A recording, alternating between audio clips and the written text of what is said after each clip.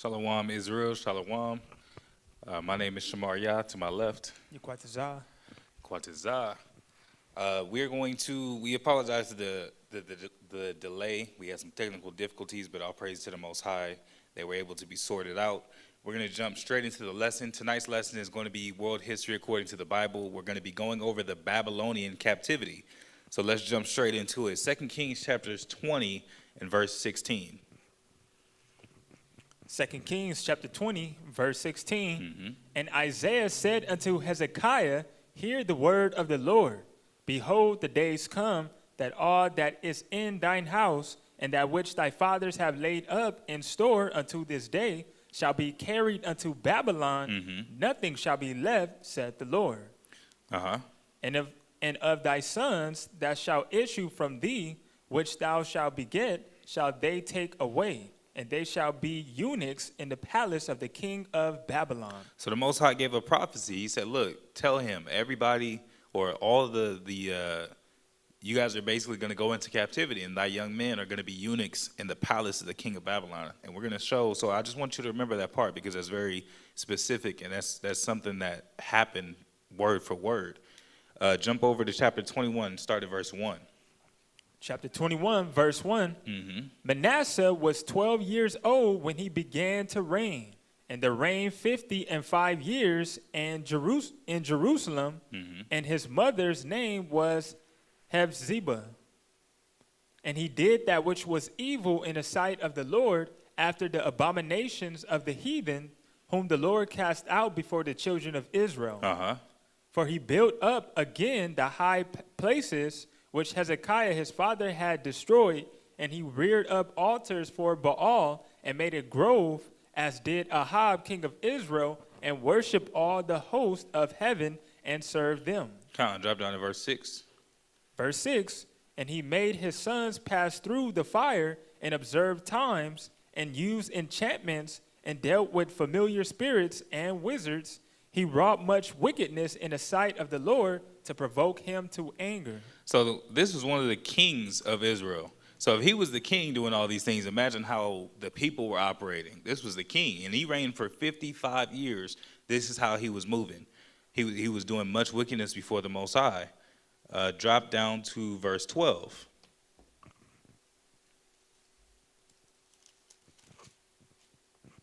Verse 12, therefore thus saith the Lord God of Israel, Behold, I am bringing such evil upon Jerusalem and Judah, that whosoever heareth of it, both his ears shall tingle. So the Most High was like, man, he was tired of the ways of the children of Israel, because it wasn't just the king that was doing wickedly. Obviously, he led the people into doing wickedly, and the people got to a point where they weren't honoring the laws. And we already know the consequences of not honoring the law, because we're in captivity now.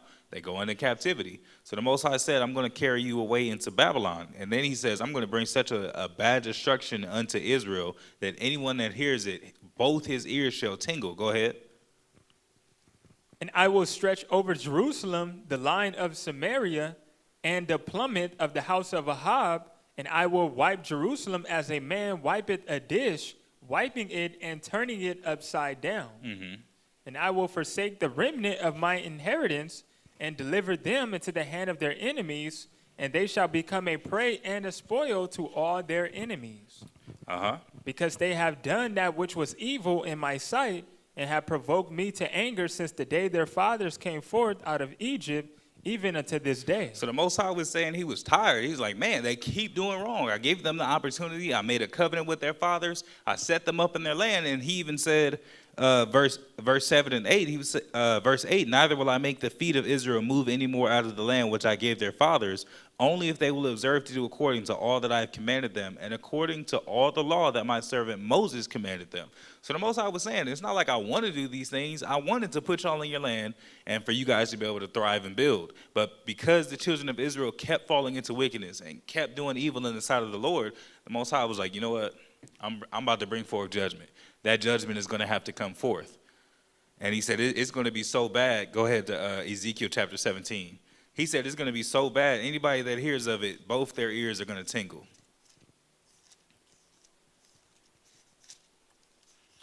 So we're going to get over to Ezekiel, the 17th chapter. We're going to start at verse 1 And we're going to go, let's start at verse 1.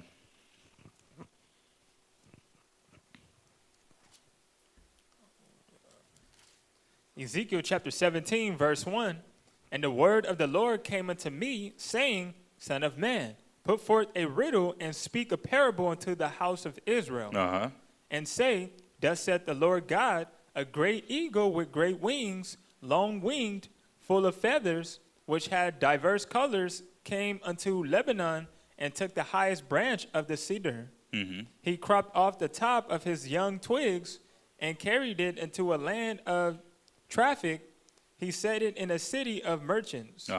He took also of the seed of the land and planted in a fruitful field. He placed it by great waters and set it as a willow tree. And it grew and became a spreading vine of low stature, whose branches turned toward him, and the roots thereof were under him. So it became a vine and brought forth branches and shot forth sprigs. So he was using this analogy. He said, look, set this forth. So he starts talking about this eagle. He starts talking about the seeds that it planted, how it grew forth. And then he gives the understanding. Drop down to verse 12. Verse 12, say now to the rebellious house, know ye not what these things mean? Tell them, behold, the king of Babylon is come to Jerusalem, and hath taken the king thereof and the princes thereof, and led them with him to Babylon. And had taken of the king's seed, and made a covenant with him, and had taken an oath of him. He had also taken the mighty of the land. He said, so look, this is what it means. You rebellious house. He said, look, the king of Babylon is going to come to Jerusalem. He took the king. He's going to take the king's sons, those that are of royal blood. And he says, and of those that were mighty in the land. Go ahead, verse 14. That the kingdom might be base, that it might not lift itself up, but that by keeping of his covenant, it might stand. So he was saying that the kingdom is going to become base. And we're going to show through the history, they literally targeted people that were of renown, people that had status. You know, you had the priests were targeted, men of war were targeted. Even those, like, there was references that said that they destroyed, like, notable houses. Imagine just our enemies rolling through our neighborhoods and saying, that's a nice house, that's a big house. Somebody important lives there, burn it down. That's how sore the destruction was. So he's saying this parable is the understanding that the king of Babylon is going to come. And drop down to verse 16. Verse 16, as I live, saith the Lord God, surely in the place where the king dwelt that made him king, whose oath he despised, and whose covenant he brake, even with him, in the midst of Babylon he shall die. Neither shall Pharaoh with his mighty army and great company make for him in the war by casting up mounts and building forts to cut off many persons. Seeing he despised the oath by breaking the covenant, when lo, he had given his hand and had done all these things, he shall not escape. So the Most High is saying, like, man, this king is going to be carried away. He's going to die in Babylon. Saying he's not going to come back. He's not going to be able to return. Go ahead. Therefore, thus saith the Lord God, as I live, surely my oath that he had despised, and my covenant that he had broken, even it will I recompense upon his own head. He said, so all the things that you did, I'm about to bring forth that judgment.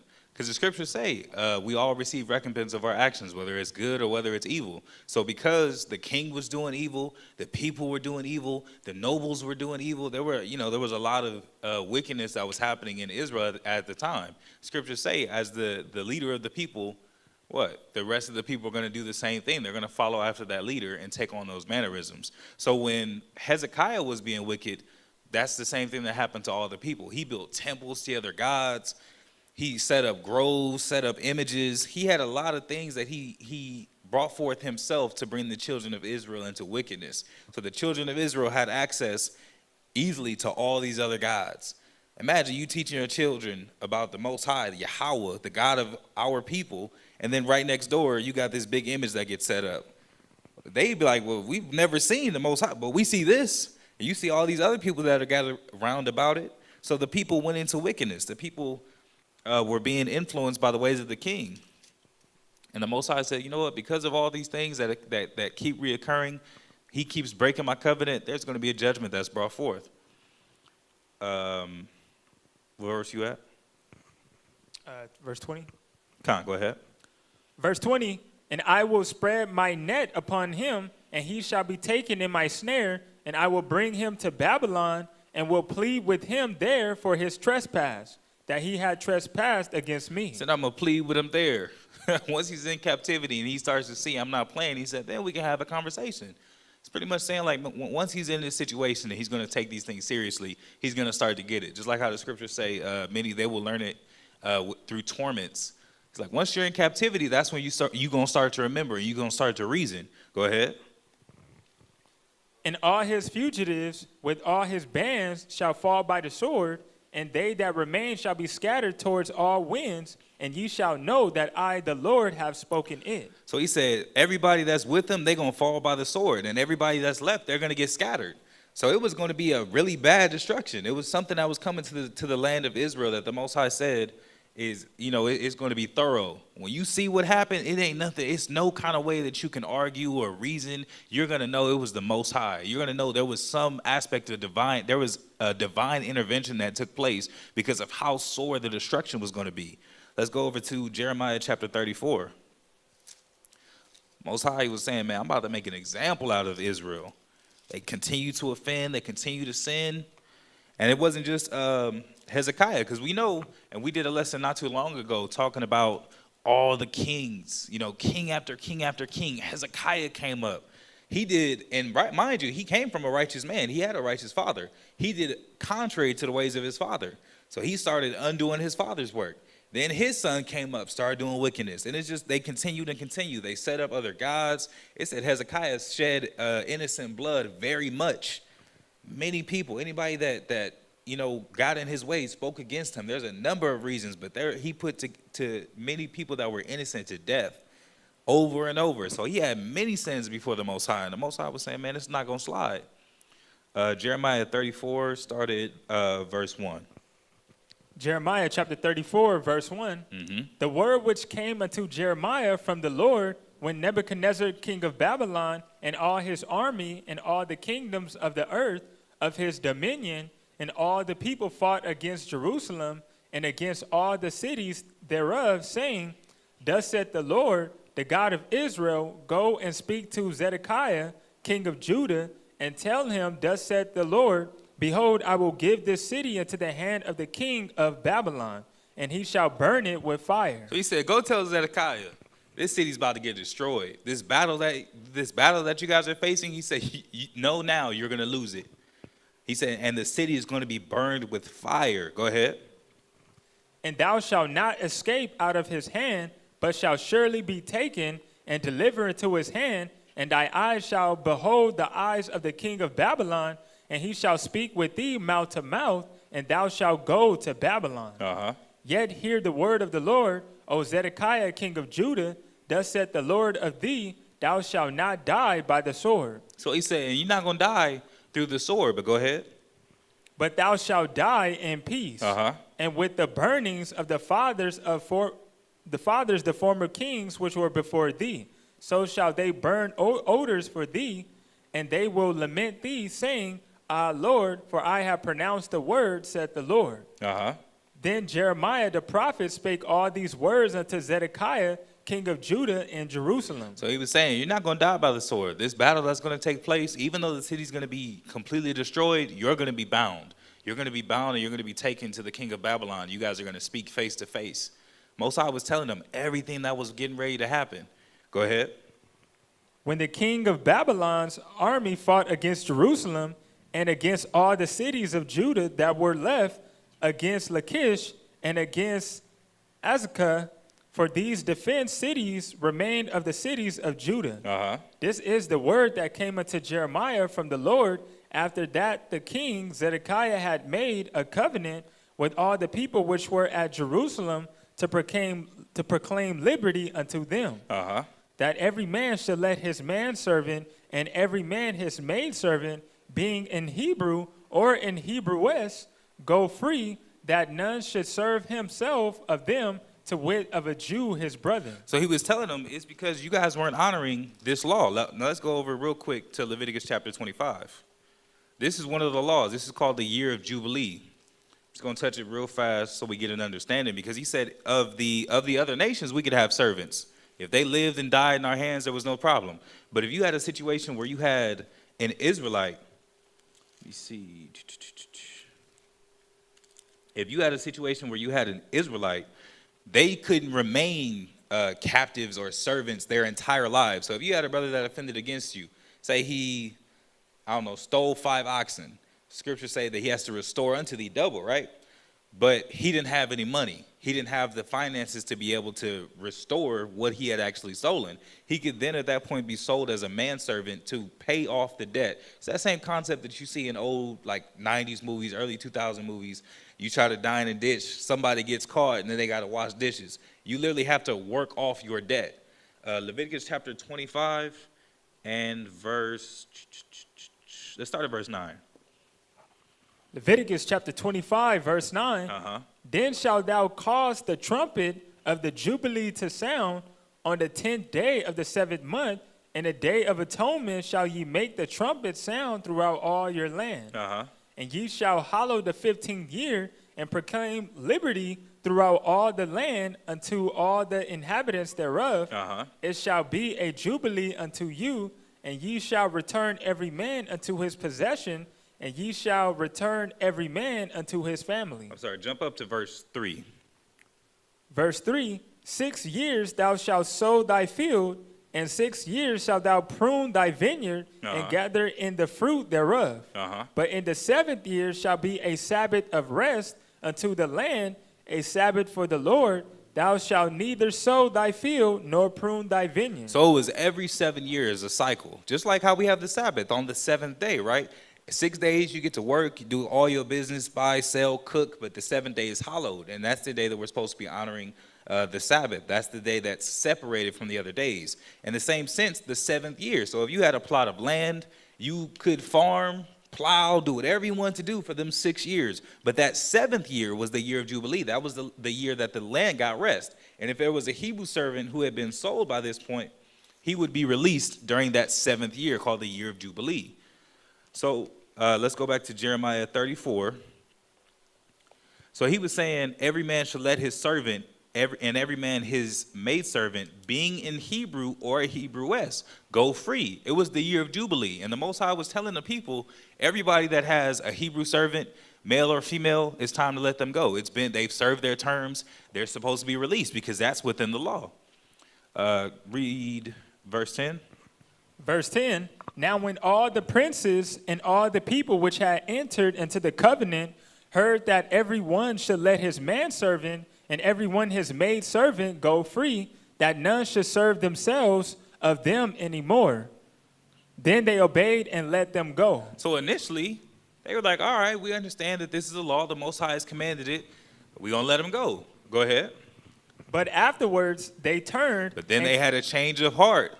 So they were honoring the Most High initially, and they were letting everybody go. But then they was like, man, I don't get to, that was my favorite servant, or that was my hardworking servant. I've had him for however many years. I want him back. So they let all their servants go, but then they turned and went and got him back. They turned and brought those servants back in. Go ahead. And caused the servants and the handmaids whom they had let go free to return, and brought them into subjection for servants and for handmaids. So they brought them right back into subjections right after they set them free. Go ahead. Therefore the word of the Lord came to Jeremiah from the Lord, saying, thus saith the Lord, the God of Israel, I had made a covenant with your fathers in the day that I brought them forth out of the land of Egypt, out of the house of bondmen, saying, at the end of 7 years, let ye go every man his brother in Hebrew, which had been sold unto thee, and when he had served thee 6 years, thou shalt let him go free from thee. But your fathers hearken not unto me, neither incline their ear. He said, look, that was the law. As much as, it may seem like it was, and whatever it was that they took it as, he said, look, this is a law. This is part of the covenant. All these things that are written within this Bible, he said, this is a part of the covenant. That's just as important to the Most High as keeping every other commandment. He said, keep all of the commandments. right? And when they weren't honoring that, the Most High was furious. So you had the kings doing wickedness. You had those that had servants, however many of the people that was, they let themselves or let their servants go and then changed their minds. They decided to take them back, which the scriptures even tell you, and I'm going to paraphrase it. It tells you about if you know your master's will, you choose pretty much to not do it and then go and do it, that you're only going to anger him. But they chose to let him go, and then they chose to bring him back. So he's like, man, I gave y'all a chance. Go ahead. And ye were now turned and had done right in my sight, and proclaiming liberty every man to his neighbor, and ye had made a covenant before me in the house which is called by my name. But ye turned and polluted my name, and caused every man his servant and every man his handmaid, whom ye had set at liberty at their pleasure, to return. So he was like, man, y'all did what I asked of you, but then you gonna return and go do what you wanted to do anyway? So he's like, man, I told you every 7th year, supposed to let all the people go. And he said, but you turned and you came back. Or excuse me, you turned and you went and brought them back into subjection. Go ahead. And brought them into subjection to be unto you for servants and for handmaids. Therefore, thus saith the Lord, ye have not hearkened unto me in proclaiming liberty every one to his brother and every man to his neighbor.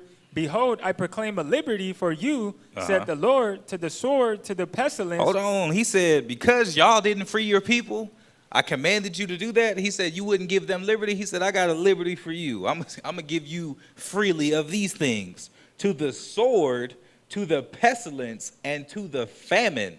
He said, since y'all don't want to free your people, mind you, these are your brothers and sisters.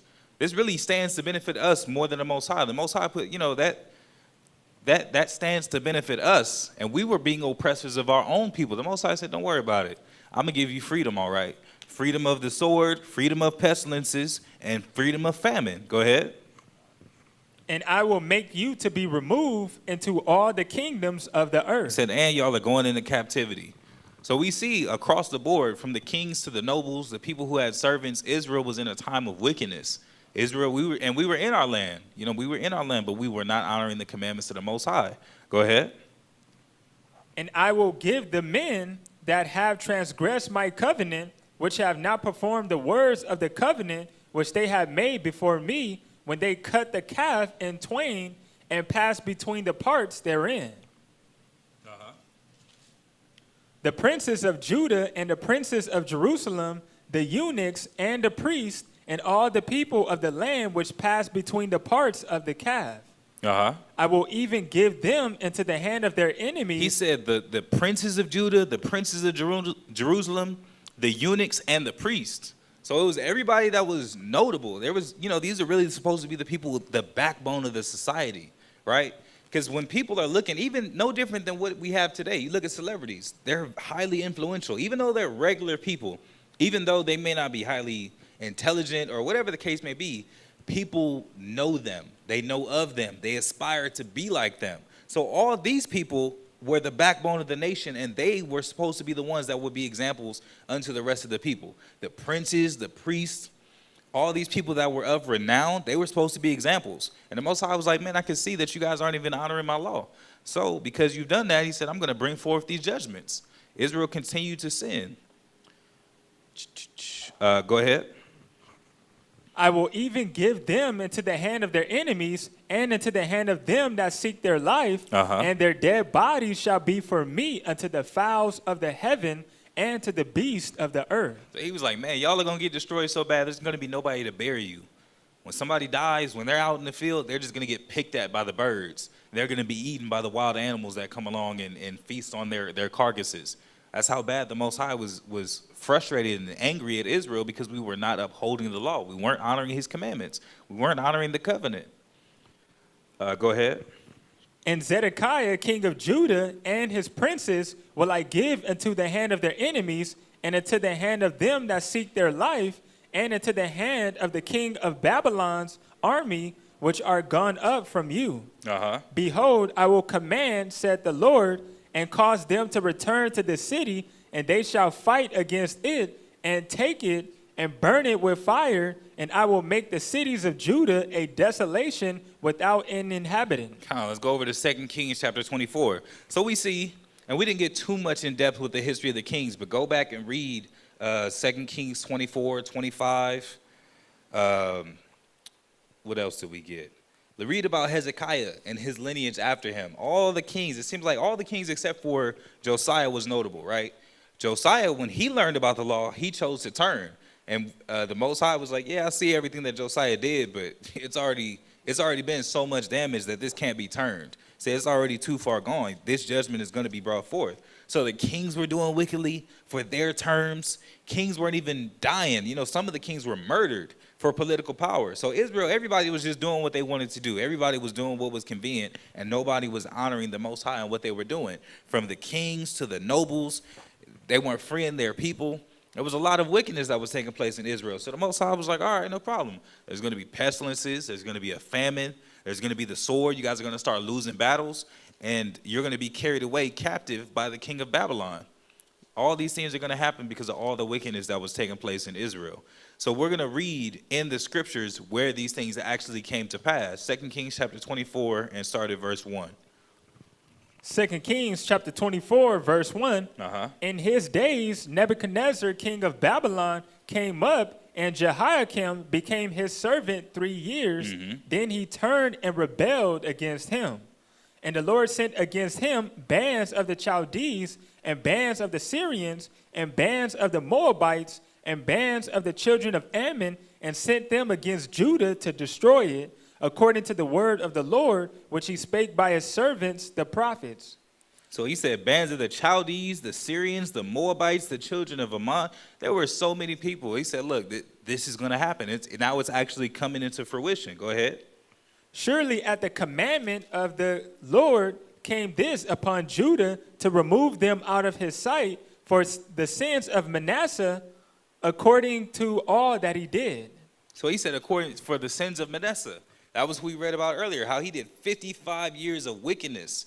He was like, man, because of all of those things, and just to quickly make a point off of that, that's why it's important to have righteous leadership in Israel. Everybody's quick to make anybody their leader. Oh, this guy has 1,000 views on a video. Brother has 10,000 followers on Instagram and Facebook. That character, the character of that leader is essential.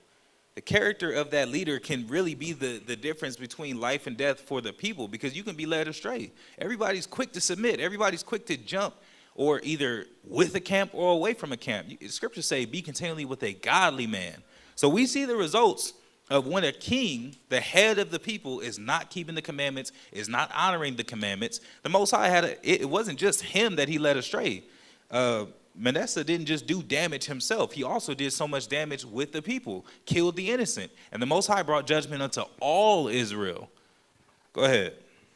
And also for the innocent blood that he shed, for he filled Jerusalem with innocent blood, which the Lord would not pardon. It said he filled Jerusalem with innocent blood. He was killing many innocent people. And it said the Most High you can't look the other way on that. He was like, I can't pardon that. A lot of the things, he's like, okay, I can try to find you some mercy, but this, I'm not letting that go. Go ahead. Now the rest of the acts of Jehoiakim and all that he did, are they not written in the book of the Chronicles of the kings of Judah? Drop down to verse 8. Verse 8, Jehoiakim was 18 years old when he began to reign, and he reigned in Jerusalem 3 months, and his mother's name was Nehushta, the daughter of Elnathan of Jerusalem. And he did that which was evil in the sight of the Lord, according to all that his fathers had done. So he said all that his father had done. So it was, generation after generation that was sinning against the Most High, that didn't honor the commandments, that didn't care about the covenant. So this brother, he was 18 years old. He was a young man. He was very young. He came into power. He was only in power for 3 months. And it said he started doing wickedness. He only had a little bit of time of rulership, and immediately he started pushing his agenda and started doing the things that he wanted to do. Go ahead, verse 10. At that time, the servants of Nebuchadnezzar, king of Babylon, came up against Jerusalem, and the city was besieged. And that was the time. Most High was like, all right, now's the time. I've been talking about it. I done gave y'all so many warnings. He only had 3 months, and he was already going into wickedness and doing after his father. He was like, all right, He sent the king of Babylon and his servants unto Jerusalem. Go ahead.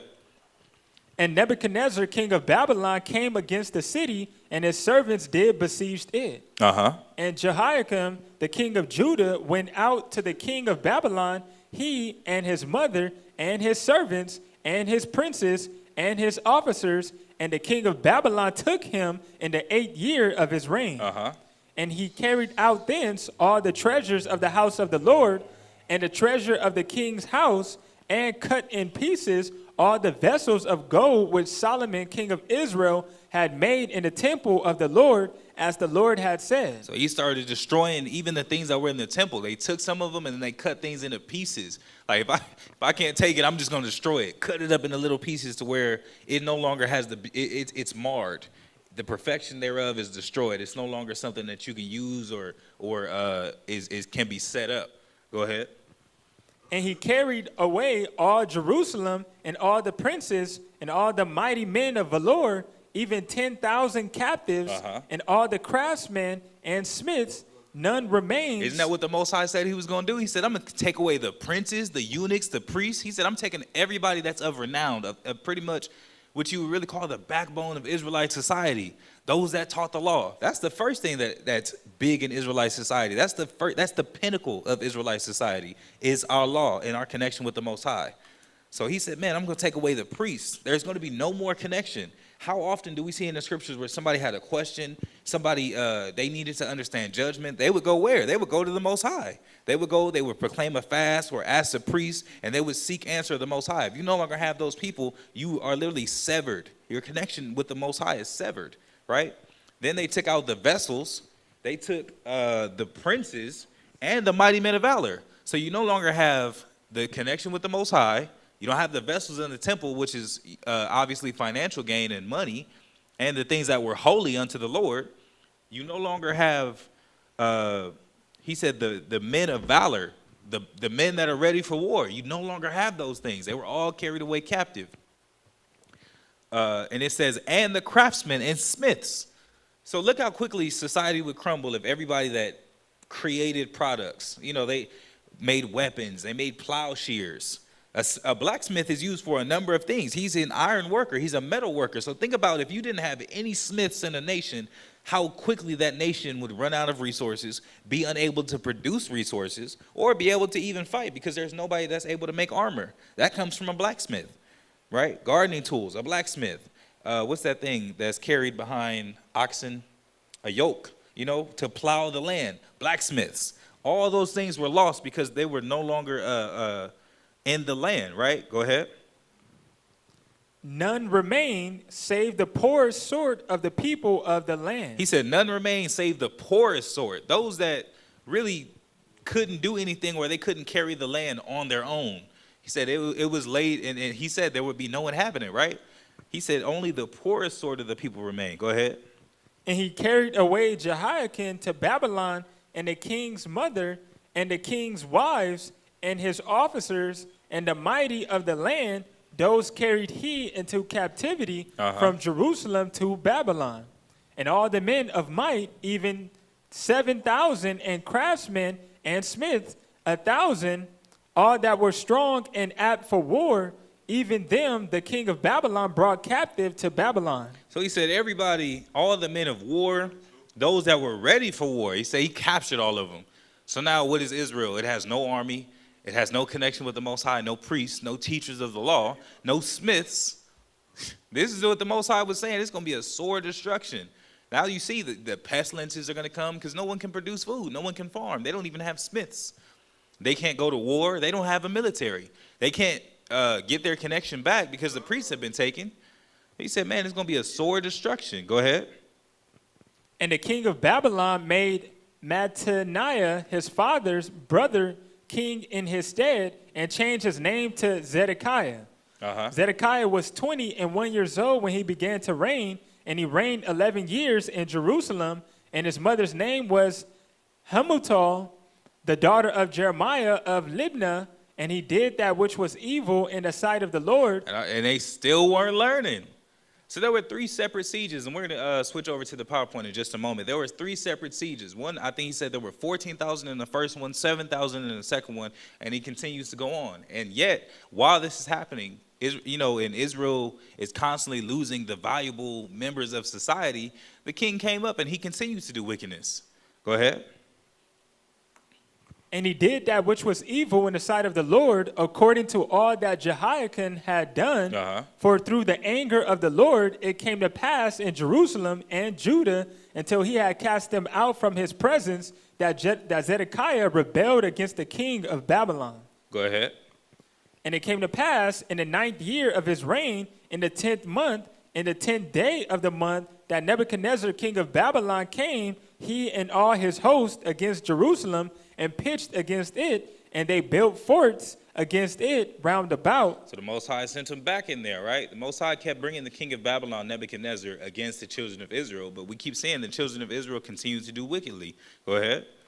And the city was besieged unto the 11th year of King Zedekiah. And on the 9th day of the 4th month, the famine prevailed in the city, and there was no bread for the people of the land. So everything that the Most High said he was going to do to Judah and Jerusalem, he's doing it. All the notable people of society, the princes, the eunuchs, they were carried away into Babylon. The king, his mother, his wives, they were all carried away. The notable men of valor, right? The smiths. And like I was saying, that also, without that means of being able to produce food, the Most High said he was going to give them liberty, right? I'm going to give you liberty of the famine, of the pestilence, and of the sword. The Most High is bringing forth that judgment. Most High wasn't playing. Go ahead. And the city was broken up, and all the men of war fled by night by the way of the gate between 2 walls, which is by the king's garden. Now the Chaldees were against the city round about, and the king went the way toward the plain. And the army of the Chaldees pursued after the king and overtook him in the plains of Jericho, and all his army were scattered from him. So when it was nighttime, all the men of war, they was like, man, there's no chance at this point. So a lot of people were trying to flee out of the cities and just leave. Go ahead. So they took the king and brought him up to the king of Babylon, to Riblah, and they gave judgment upon him. And they slew the sons of Zedekiah before his eyes, and put out the eyes of Zedekiah, and bound him with fetters of brass, and carried him to Babylon. So the king, the scriptures say in Deuteronomy 28, he said, thy king was thou set over thee, he's going to go into captivity. These things were happening. The children of Israel were not obeying the Most High. That's all it stems from. That's all it comes from. So all of his sons died before him. Then they plucked out his eyes, and then they bound him and carried him to Babylon. Go ahead. And in the 5th month, on the 7th day of the month, which is the 19th year of King Nebuchadnezzar, king of Babylon, came Nebuzaradan, captain of the guard, a servant of the king of Babylon, unto Jerusalem. And this was the 3rd siege. Go ahead. And he burnt the house of the Lord, and the king's house, and all the houses of Jerusalem, and every great man's house burnt he with fire. So he did a lot of damage. Said he destroyed the house of the Lord. So officially now, not only were the notable, those of revere or those of renown in the society were taken, now there is nothing else that they could do, right? The temple was destroyed. It was burned down. So the priests were already gone, and now even the temple itself was destroyed. He said, and the king's house, and all the houses of Jerusalem, and every great man's house burned he with fire. So they was like, any great house, any great man, they were destroying Jerusalem. Jerusalem was brought to its knees. That's what the Most High was telling them. When you hear about this, your ears are going to tingle, because I'm going to bring such a sore destruction unto the children of Israel for disobeying me, for transgressing my law. He said he continued to break my covenants. All these things were happening to the children of Israel. Go ahead. And all the army of the Chaldees that were with the captain of the guard brake down the walls of Jerusalem round about. Now the rest of the people that were left in the city, and the fugitives that fell away to the king of Babylon with the remnant of the multitude, then Nebuzaradan, the captain of the guard, carried away. But the captain of the guard left of the poor of the land to be vine dressers and husbandmen. So he said he left the poor of the land. They were just going to be able to pretty much just be vine dressers. They're going to be the ones that take care of the grapevines in the fields. That was all that was left, those that were poor. And that was the most that they could do because there was no leadership. There were no priests. At this point, there's no temple. There aren't even any houses, or at least not great houses.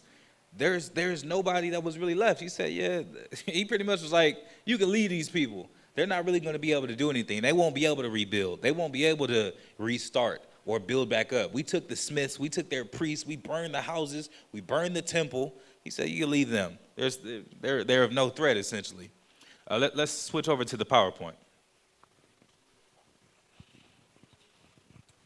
So the Babylonian exile.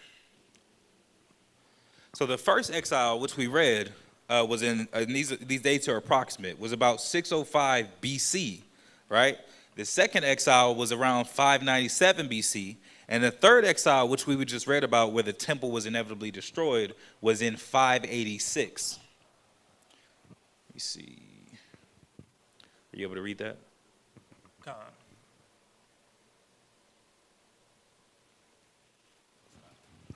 The Babylonian exile or Babylonian captivity is the name generally given to the deportation and exile of the Jews of the ancient kingdom of Judah to Babylon by Nebuchadnezzar II.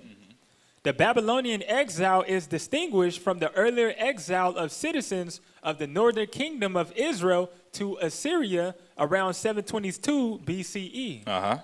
The exile in Babylon, which directly affected mainly those of the upper class of society, occurred in 3 waves from 597 to 581 BCE. He said it was the upper class of society. That's who the Most High said he was going to touch.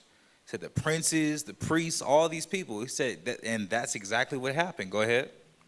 As a result of Judean rebellions against Babylonian rule, the Bible portrays the internal cause of the captivity as the sins of Judah in failing to rid herself of idolatry and refusing to heed prophetic warnings. So refusing to honor the Most High's commandments. Go ahead. According to the book of Jeremiah 52, verse 28 to 30, 3,023 Jews were deported in the first wave, 832 in the second, and 745 in the third, making 4,600 in all. However, it is likely that only the men were counted, including women and children. It is estimated that 14,000 to 18,000 people would be the full number. So he said that would be closer to the full number. All this is references from the New World Encyclopedia. So he said initially it was 832, 745, or excuse me, 3,023, 832, and 745. But he said it was likely that only the men were the ones that were counted. Including women and children, it was closer to about 14 to 18,000, or it's estimated to be 14 to 18,000 people. So all those men, their wives, because we just read that right in the scripture. It said the king, his mother, his wives. One king had all his sons slain. All these people were taken into Babylon. Go ahead. A larger estimate is given in 2 Kings chapter 24, verse 14 through 16, which refers only to the first deportation, 597 BCE. Verse 14 gives the numbers as 10,000 men, while verse 16 puts the number at 8,000, an estimate roughly double that of Jeremiah's for all 3 deportations. So you say it was a lot of our people that were taken. You can bring it back to us. So while these things were happening, let's go over to Jeremiah, the 28th chapter.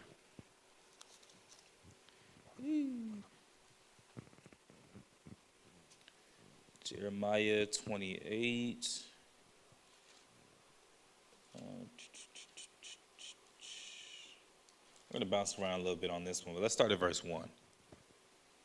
Jeremiah chapter 28, verse 1, and it came to pass the same year, in the beginning of the reign of Zedekiah, king of Judah, in the 4th year, and in the 5th month, that Hananiah, the son of Azur, the prophet, which was of Gibeon, spake unto me in the house of the Lord, in the presence of the priests and of all the people, saying, Thus speaketh the Lord of hosts, the God of Israel, saying, I have broken the yoke of the king of Babylon.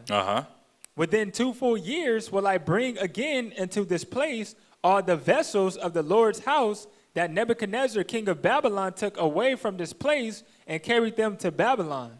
And I will bring again to this place Jeconiah, the son of Jehoiakim, king of Judah, with all the captives of Judah that went into Babylon, said the Lord, for I will break the yoke of the king of Babylon. So Hananiah, he's saying that captivity is going to be over in 2 years. Everything that happened is pretty much going to be set right in the space of 2 years. Go ahead.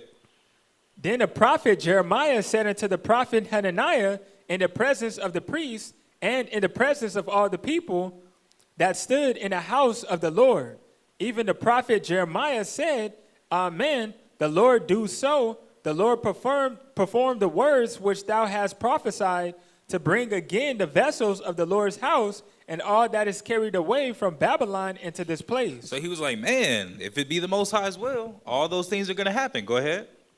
Nevertheless, hear thou now this word that I speak in thine ears and in the ears of all the people. He said, man, that sounds good, but just hear this for a second. Go ahead. The prophets that have been before me and before thee of old prophesy both against many countries and against great kingdoms of war and of evil and of pestilence. He said, so that sounds good, but the prophets before me and before you, they always spoke of war. They always spoke against great kingdoms. They always spoke of pestilence. Go ahead. The prophet which prophesy of peace, when the word of the prophet shall come to pass, then shall the prophet be knowing that the Lord had truly sent him.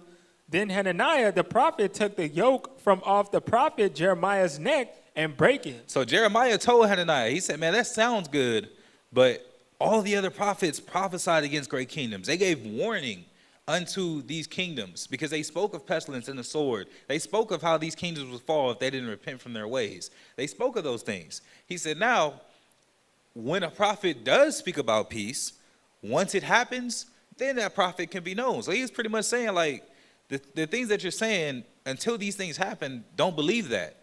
So then Hananiah, it's like he was trying to make a show, because mind you, they're in the presence of all the people. He took a yoke off of Jeremiah's neck and broke it. So he pretty much, he was in his pride, because we're going to read on. Actually, go ahead, read on. And Hananiah spake in the presence of all the people, saying, thus saith the Lord, even so will I break the yoke of Nebuchadnezzar, king of Babylon, from the neck of all the nations within the space of 2 full years. And the prophet Jeremiah went his way. So he took the yoke off his neck and broke it. And he was like, see, that's how the Lord is going to break the king of Babylon. He pretty much did that for a show, right? Go ahead. Then the word of the Lord came unto Jeremiah the prophet, after that Hananiah the prophet had broken the yoke from off the neck of the prophet Jeremiah, saying, go and tell Hananiah, saying, thus saith the Lord, thou hast broken the yokes of wood, but thou shalt make for them yokes of iron. For thus saith the Lord of hosts, the God of Israel, I have put a yoke of iron upon thy neck of all these nations, that they may serve Nebuchadnezzar, king of Babylon, and they shall serve him, and I have given him the beast of the field also. So the Most High was telling Jeremiah, go tell Hananiah, because he just did this whole show. He broke the yoke off of Jeremiah's neck. He spoke these words of peace in the presence of all the people. So the Most High was like, hey, Jeremiah, go tell him this, right? He said, I gave all these nations to Nebuchadnezzar, the king of Babylon, and I gave him power over the beasts of the field. Like, he's in power right now. This is what I've orchestrated. Go ahead. Then said the prophet Jeremiah unto Hananiah, the prophet, hear now, Hananiah, the Lord hath not sent thee, but thou makest this people to trust in a lie. So he told Hananiah, he said, man, hey, what the Most High said. You sitting up here prophesying of peace. That's not what the Most High said. The Most High said, I'm going to bring a sword destruction. It's going to last. It's going to be, he said it's going to be a sword destruction so sore that everybody that hears of it, their ears are going to tingle. Hananiah was like, it's going to be all good. 2 years. Give it some time. We'll be right back. Most High was like, hey, Jerry, that's not what I said. Go tell Hananiah this. Go ahead. Therefore, thus saith the Lord, behold, I will cast thee from off the face of the earth. This year thou shalt die, because thou hast taught rebellion against the Lord. So Hananiah the prophet died the same year in the 7th month. So Hananiah died because of that. Because the Most High said, everybody's going to be taken. The king of Babylon is given rule. Israel is going to be subject unto Babylon. This is not what I have spoken. So that prophet ended up getting put to death. Let's flip over to Daniel. Let's see some of the aspects of life in Babylon. Let's start at 1 and start at 1 and 1 and then drop to verse 3.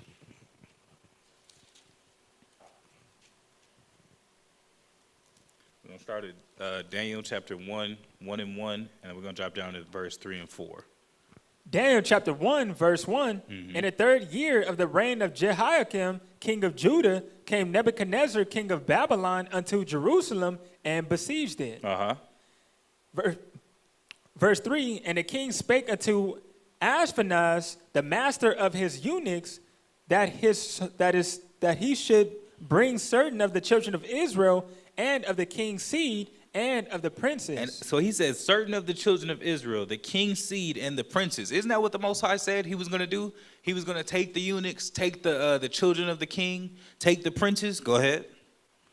Children in whom was no blemish, but well favored and skillful in all wisdom and cunning in knowledge and understanding science, and such as had ability in them to stand in the king's palace, and whom they might teach the learning of the tongue of the Chaldeans. So these were the children.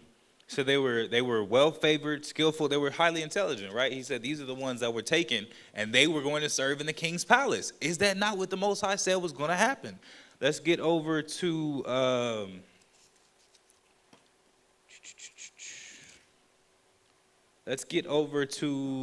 chapter 3 and verse 1. Chapter 3, verse 1, in the book of Daniel, Nebuchadnezzar the king made an image of gold, whose height was 60 cubits, and the breadth thereof 6 cubits. He set it up in the plain of Dura, in the province of Babylon. Then Nebuchadnezzar the king sent to gather together the princes, the governors, and the captains, the judges, the treasurers, the counselors, the sheriffs, and all the rulers of the provinces to come to the dedication of the image which Nebuchadnezzar the king had set up. Okay, drop to verse 4. Verse 4, then an herald cried aloud, to you it is commanded, O people, nations, and languages, that at what time ye hear the sound of the cornet, flute, harp, sackbut, psaltery, dulcimer, and all kinds of music, ye fall down and worship the golden image that Nebuchadnezzar the king has set up. So Nebuchadnezzar erected this golden image, and he said, anytime that you start to hear this music that gets played, that you're supposed to fall down before this image and worship. Go ahead.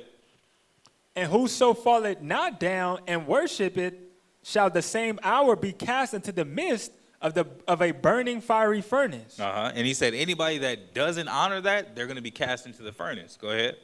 Therefore, at that time, when all the people heard the sound of the cornet, flute, harp, sackbut, psaltery, and all kinds of music, all the people, the nations, and the languages fell down and worshiped the golden image that Nebuchadnezzar the king has set up. Wherefore, at that time, certain Chaldeans came near and accused the Jews. They spake and said to the king Nebuchadnezzar, O king, live forever. Thou, O king, hast made a decree that every man that shall hear the sound of the cornet, flute, harp, sackbut, psaltery, and dulcimer, and all kinds of music shall fall down and worship the golden image. And whoso falleth not down and worship it, that he should be cast into the midst of a burning fiery furnace. So these men came to him and they said, look, king, you said that anytime they hear any of this music or any of these instruments that they're supposed to bow down and serve this image. Go ahead. There are certain Jews whom thou hast set over the affairs of the province of Babylon, Shadrach, Meshach, and Abednego. These men, O king, have not regarded thee. They serve not thy gods, nor worship the golden image which thou hast set up. So these were Hananiah, Mishael, and Azariah, but they were given Babylonian names. So he was like, man, these men who you've put in charge over these provinces of Babylon, they were rulers with David, right? I mean, I'm sorry, with Daniel.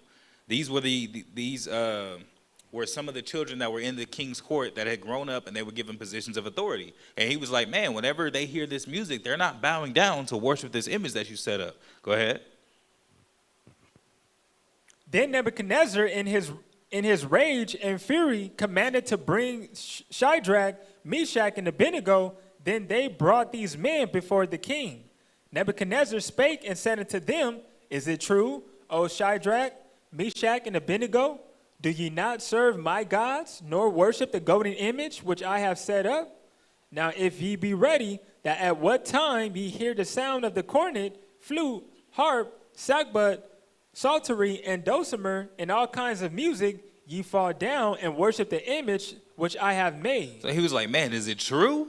I heard that y'all wasn't worshiping this image. What's going on? Like, I clearly put out this decree.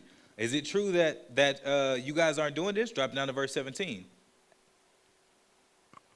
If it be so, our God whom we serve is able to deliver us from the burning fiery furnace, and he will deliver us out of thy hand, O king. But if not, be it known unto thee, O king, that we will not serve thy gods, nor worship thy golden image which thou hast set up. So they answered him. They was like, yeah, it's true. And they said, at the end of the day, we serve the Most High, and the Most High can deliver us. The Most High can deliver us out of your hand. And if he does not, then he said, just know, we still not going to worship your gods. Go ahead. Then was Nebuchadnezzar full of fury, and the form of his visage was changed against Shadrach, Meshach, and Abednego. Therefore he spake and commanded that they should heat the furnace 17 times more than it was wont to be heat. So he commanded them to heat it up 7 times more than it was. So you really see why so many of our people were assimilated into Babylonian culture, why so many of our people lost identity in Babylonian culture. There was death, there was penalty, and so many people that feared this death and this penalty, they started to assimilate. And there were even those, even once we were given, it's called the Babylonian exile, because once we were given right to return to our land, there were a lot of Israelites that chose to stay in Babylon, that had become so comfortable and so assimilated after the ways of Babylon that they chose not to leave. And you can see, like, through this tribulation or through the power that Nebuchadnezzar had in that land, that's why so many people were folding. That's why so many people were deciding to give in, and their culture was becoming assimilated. Drop down. So we know after this point, this is the Shadrach, Meshach, and Abednego were cast into the fire, right? They were bound, they were cast into the fire, and then he saw 4 men that were walking with him. We're going to drop down for the sake of time. Drop down to verse 29. So he put them into the fire. Mind you, it was 7 times hotter than what it normally is. Fire is already hot, but he wanted it extra hot. He threw them into the furnace. It said that they didn't get burned, their hair wasn't singed, and they didn't even smell like fire. And he saw 4 men that were walking around in the furnace. So he called them forth and brought them and spoke to them. Go ahead. 20. Actually, 28. Go ahead. Then Nebuchadnezzar spake and said, Blessed be the God of Shadrach, Meshach, and Abednego, who had sent his angel and delivered his servants that trusted in him, and have changed the king's word and yielded their bodies, that they might not serve nor worship any god except their own God. Therefore I make a decree that every people, nation, and language which speak anything amiss against the God of Shadrach, Meshach, and Abednego shall be cut in pieces, and their houses shall be made a dunghill, because there is no other God that can deliver after this sort. So Nebuchadnezzar learned to fear the Most High. He was like, man, this is crazy. They came out the furnace and they were perfectly fine. He said not even their hair was singed. They didn't even smell like fire. They didn't even smell like smoke. You sit around the fire and you come back in smelling like a campfire, smelling like, you just been outside and smell like smoke. He said nothing happened to them. Nothing. They didn't even smell like it. So he was like, man, anybody, he said, all praises to the Most High, and anybody that speaks against your God, they're going to be cut into pieces and their house is going to be destroyed. So he learned to fear the Lord on that day. Let's go back to the PowerPoint.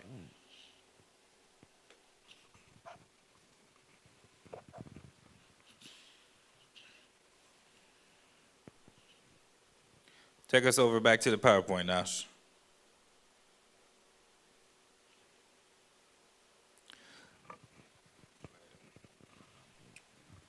Life in Babylon and consequences of the favorable external circumstances of the exiles, and particularly of such of them as were engaged in a diverse field commerce in the Babylonian metropolis. The longing for home gradually disappeared, and they learned to content themselves with material prosperity. So Babylon was already known. It was great for learning, and it had many gods. It was a pinnacle or a hub of learning, but it was also very rich, very successful. This land was fashioned after Babylon. And what does it teach you? You can have whatever you want. You know, I believe America has, like 4 or 5% of the world's population, but it consumes like 30% of the world's resources. Babylon, it's fashioned after this ancient civilization. So a lot of the children of Israel that went over, they were treated so well, they was like, man, we really don't feel the need to go home. As much as they wanted to go back home or as much as they cared, that was gradually disappearing because they had material prosperity. Go ahead. Most of these indifferent persons were lost to their people, for in their anxiety to retain the wealth they had acquired. That's what they started to be afraid of. They started forgetting the Most High. They were anxious to maintain the wealth that they had. They started trusting in their goods. Everything that they did, it was after consumerism, hyper-consumerism. Go ahead. They learned to conform to the manners and customs of the country, thus sacrificing not only their national, but also their religious independence and individuality. So a lot of the people became assimilated. A lot of the people started to take on the nature and the customs of the Babylonians. So we're going to get an account from Flavius Josephus. Go ahead. About in 587, but now Nebuchadnezzar, king of Babylon, took some of the most noble of the Jews that were children and the kinsmen of Zedekiah, their king, such as were remarkable for the beauty of their bodies and the comeliness of their countenance, and delivered them into the hands of tutors and to the improvement to be made by them. He also made some of them to be eunuchs, which course he took also with those of other nations whom he had taken in the flower of their age, and afforded them their diet from his own table, and had them instructed in the institutes of the country, and taught the learning of the Chaldeans. So that's Daniel chapter 1 and 13. And he's talking about, it says, then let our countenance be looked upon before thee, and the countenance of the children that eat of the portion of the king's meat, and as thou seest, deal with thy servants. So that's what was happening. The king pretty much he gave them meat, he gave them wine, and he instructed or was building them up after the fashion of the nature of Babylon. So let's look at some of the cultural and religious impacts. Actually, let's get into it first. Go ahead. At the same time, the Jews' exposure to Babylonian literature and tradition served to broaden their viewpoint to include new concepts formerly not strongly evident in the literature of ancient Israel among them. So he said at that time, because of what was happening, right? People, because we read about Shadrach, Meshach, and Abednego, properly called Hananiah, Mishael, and Azariah. They were the ones that resisted. They were the ones, or at least that were notable, that resisted, that we see of in the scriptures, and they were preserved. But many of the people, they fell down and bowed that image. Many of the people chose to remain, raised up children in Babylon. So these Jews, these Israelites that were in Babylon quickly started to lose their personal and religious identities. They started forgetting the Most High. They started serving the gods of Babylon, taking on the nature of the Babylonians. So he said among them, these are some of the concepts that were among them. The concept of Satan as God's adversary. So you see in Christianity today, everybody has this misconception that Satan and God are in some kind of never-ending battle, and that Satan is trying to, persuade you to wickedness, which is true, but that he's at war with the Most High. But when you read Job, chapter 1 and chapter 2, you see that Satan requested permission to do everything that he did. He gave report unto the Most High. Said, I've been, just walking to and forth, up and down in the earth. And the Most High gave Satan limitations and stipulations to honor. But the Babylonians had this concept that it was a battle. And you see the effect that has and still has on our people to this day, believing that Satan and the Most High are adversaries as opposed to Satan being a servant. The idea of an angelic hierarchy under God, rather than the more ancient idea of an assembly of the gods with Yahweh as the supreme deity. The idea of absolute monotheism, as opposed to the idea that Yahweh was the special God of Israel, but not necessarily the only God. You really just between those two, right? You really have a whole lot of deities, concepts, the Trinity, all these different things that come out of those concepts, because they're saying that the Most High was not the only God. He was just a special God.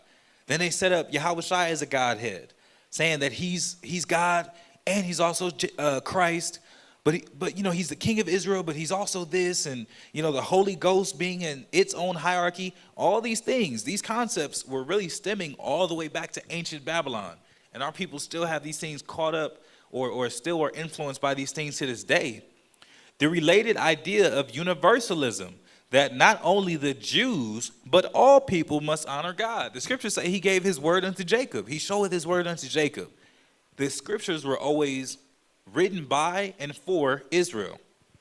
So think about this. They started feeling like everybody was supposed to keep the law, but the scriptures were only given to Israel. So they really started expanding the covenant, trying to compel other nations to keep the laws of the Most High. And then from that, you can get concepts. Just imagine the concept, we're all God's children because we're all being taught the law. Christ said, into the city of the Samaritans, enter ye not. We know after the captivity that a lot of those, the population of the cities of the Samaritans was of the heathen. Christ said they have no stake in this covenant. I'm not here for them. But in Babylon, our people were taught that all nations should be taught and all nations should learn about the Most High. So we lost a lot of cultural identity in just saying, having so many people that were being taught about the Most High and entering into our covenant through the ideology of Babylon. So, you see how much of these concepts that came from ancient Babylon. You're talking 500 BC that still exists to this day. We in 2021 AD, thousands of years later, and these concepts are still around because they were taught in Babylon. So, Babylon surrenders to Cyrus, 539 BC. Go ahead. The Babylonian army was routed, and on October 10th, SHAMAR was seized without a battle, with little to no resistance from the populace. It is probable that Cyrus engaged in negotiations with the Babylonian generals to obtain a compromise on their part and therefore avoid an armed confrontation. So at the end, when Babylon was taken by Cyrus, called Cyrus the Great, the Persian, right? It said that he pretty much took it without force. They believe that he did something with negotiations, he paid off generals, but Babylon surrendered to Cyrus, right? Go ahead.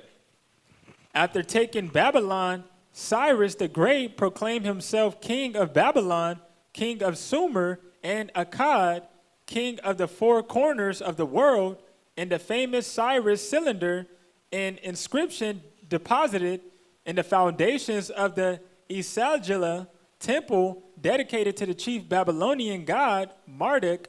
The text of the cylinder denounces Nabonidus as impious and portrays the victorious Cyrus pleasing the god Marduk. It describes how Cyrus had improved the lives of the citizens of Babylonia, repatriated displaced peoples, and restored temples and cult sanctuaries. Although some have asserted that the cylinder represents a form of human rights charter, historians generally portray in the context of a long-standing Mesopotamia tradition of new rulers beginning their reigns with declarations of reforms. So all these things, Cyrus pretty much, they're talking about, the things that he was doing in Babylon after that he actually caused Babylon to surrender.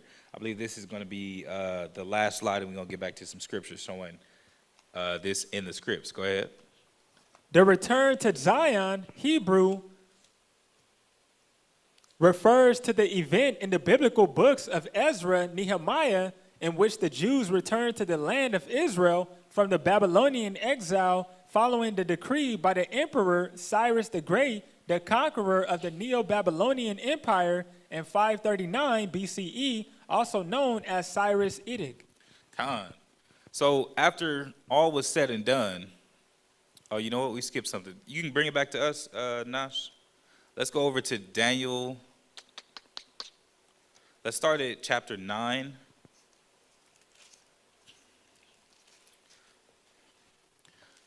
So you got a little bit ahead. Let's go to Daniel 9:1. Daniel chapter 9, verse 1. Uh-huh. In the first year of Darius, the son of Ahasuerus, of the seed of the Medes, which was made king over the realm of the Chaldeans, in the first year of his reign, I, Daniel, understood by books the number of the years whereof the word of the Lord came to Jeremiah the prophet, that he would accomplish 70 years in the desolations of Jerusalem. So they spent 70 years in Babylonian captivity. That's how long they were in Babylon. Let's jump over to Daniel, in Daniel chapter 5, and we are going to read verse 18. I want verse 18, and we can drop down to 23. Daniel chapter 5, verse 18, O thou king, the Most High God gave Nebuchadnezzar thy father a kingdom and majesty and glory and honor. So he's speaking to the son of Nebuchadnezzar. Go ahead.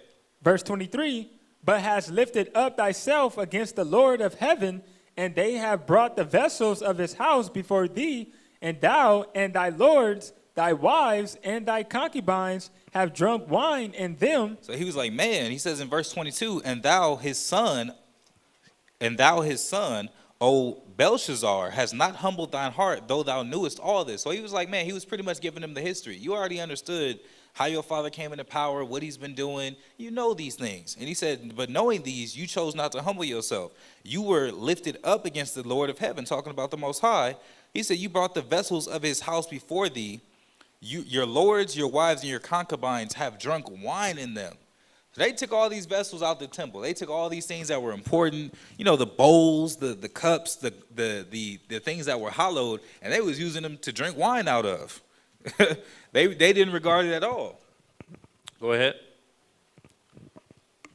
And thou hast praised the gods of silver and gold, of brass, iron, wood, and stone, which see not, nor hear, nor know, and the God in whose hands thy breath is, and who are all thy ways, hast thou not glorified. Then was the part of the hand sent from him, and this writing was written, and this is the writing that was written. Mene, tekel, upharsin. So he gave him the history, and he was saying, like, man, you worship God and gold. The gods of gold and silver. These are the things that you regarded, but you didn't pay attention, or you didn't have any reverence or fear of the Most High. So he said, pretty much, this is the thing that was written. This is what's set forth now against you. Verse 26. This is the interpretation of the thing, meaning God had numbered thy kingdom and finished it. He said, so first, your kingdom is coming to an end. You count your days are numbered. Go ahead.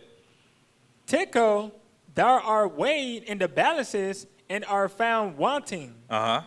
Paris, thy kingdom is divided and given to the Medes and Persians. So he said, first, you're going to be left wanting. All this wealth and all these things that Babylon is known for, those things are going to come to an end. He said, and your kingdom is going to be given to the Medes and the Persians. That's what we just read about Cyrus the Great. He was I believe he was a Persian. He was of the Persians and Medes. Go ahead. Then commanded Belshazzar, and they clothed Daniel with scarlet and put a chain of gold about his neck and made a proclamation concerning him that he should be the third ruler in the kingdom. And that night was Belshazzar, the king of the Chaldeans, slain.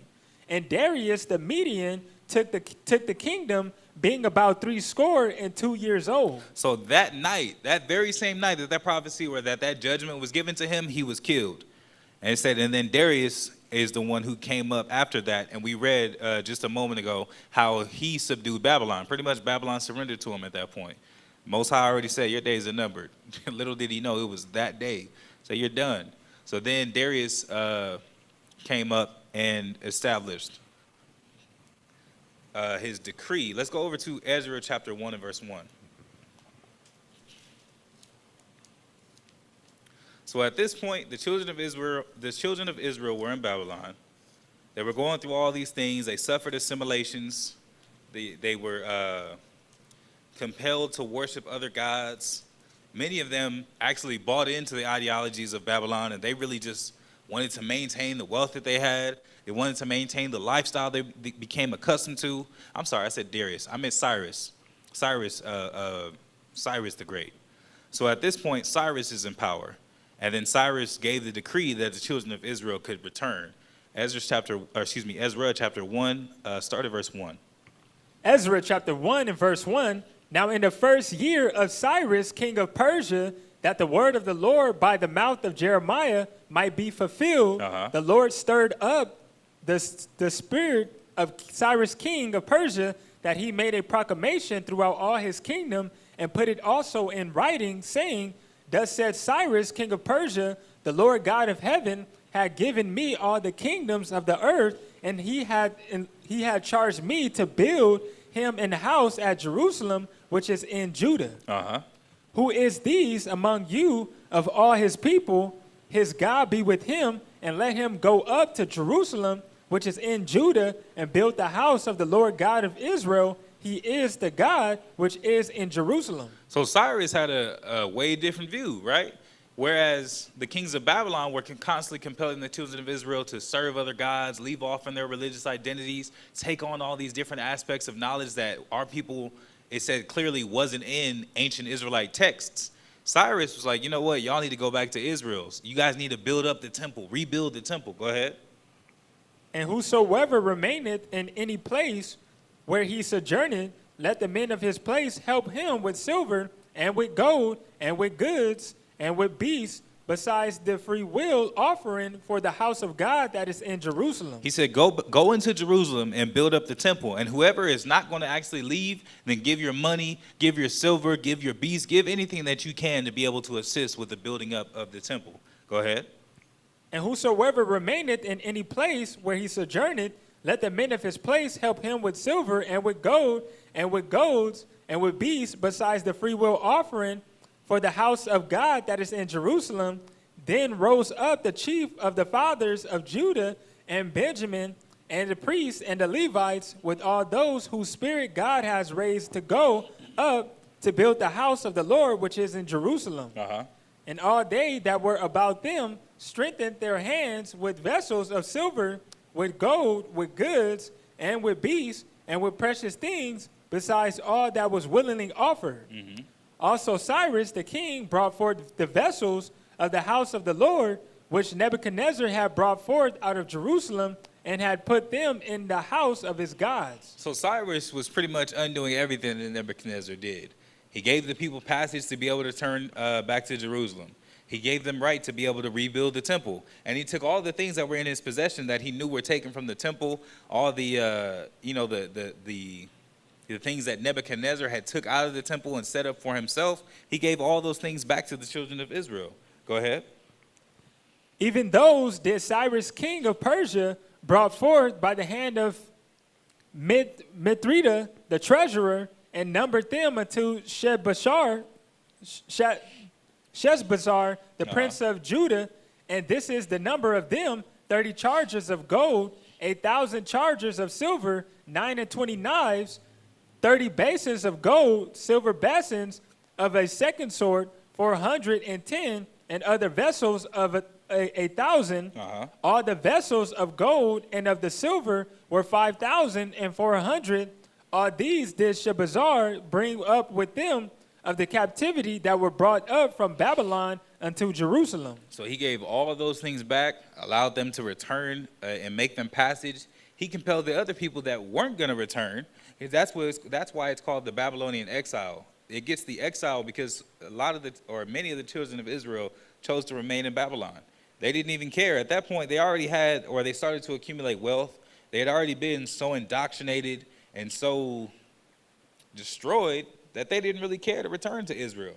So he compelled those people that were no longer interested in returning to give unto those that were going to go vessels, money, whatever it was, to be able to better build up the temple. And so that's how the kingdom of Israel became to be restored. All praise to the Most High. He was using Cyrus the Great. So with that, I hope this was edifying. I hope that, there was a lot of information. I know we got started a little bit late, but there was still a good amount of information. The references were the New World Encyclopedia, the Flavius Josephus. He was a historian. He gave first world accounts. Be sure to continue to tune into these classes. We're going to continue to bring these classes and continue to study to be able to be edifying unto the people. All praise to the Most High. And with that, we say shalom. Shalom. It's meant, y'all.